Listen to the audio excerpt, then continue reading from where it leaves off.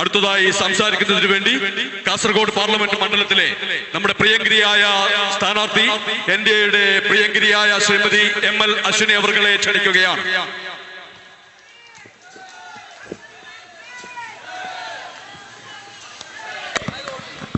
बोलो भारत माता की, बोलो भारत माता की, बोलो भारत माता की.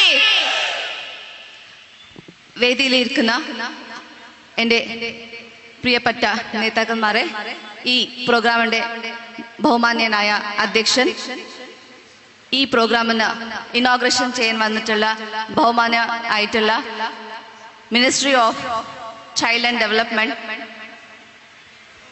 स्मृति रानी जी, अमेठी की रानी स्मृति रानी जी के लिए a hearty welcome to the Kasaragod district.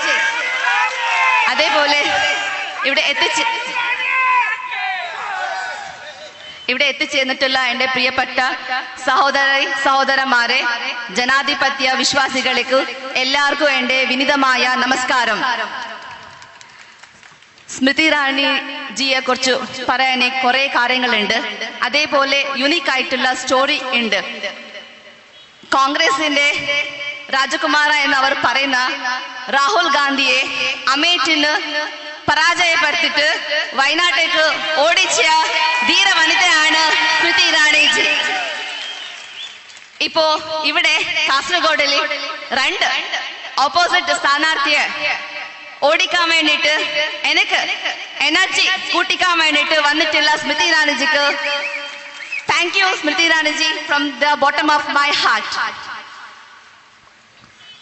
Kasaragod Lok Sabha മണ്ഡലത്തിന്റെ ഈ കഴിഞ്ഞ 35 to 40 ഇയേഴ്സിന്റെ എങ്ങനെ ഉണ്ടായോ അതേപോലെയാണ് ഇപ്പോഴും നമ്മൾ കാണുന്നത്. കുറച്ച് പോപ്പുലേഷൻ കൂടിയിട്ടുണ്ട്, വെഹിക്കിൾസ് കൂടിയിട്ടുണ്ട്.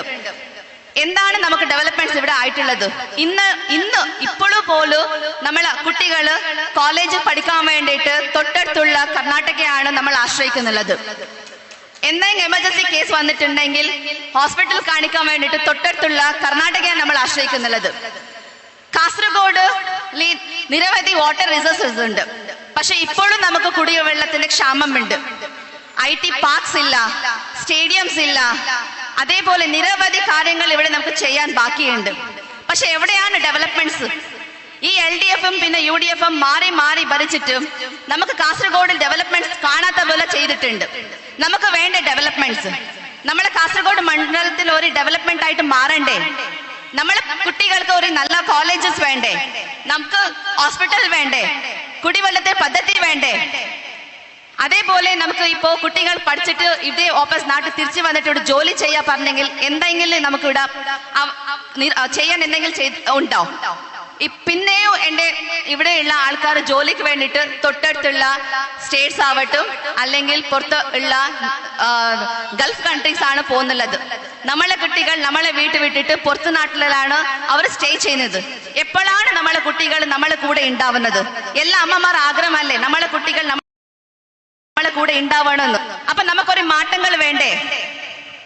വേണ്ടേ? അതെ, നമുക്കിപ്പോ കാസർഗോഡ് ജനങ്ങൾ നല്ല എഡ്യൂക്കേറ്റഡ് ആയ ആൾക്കാരാണ്.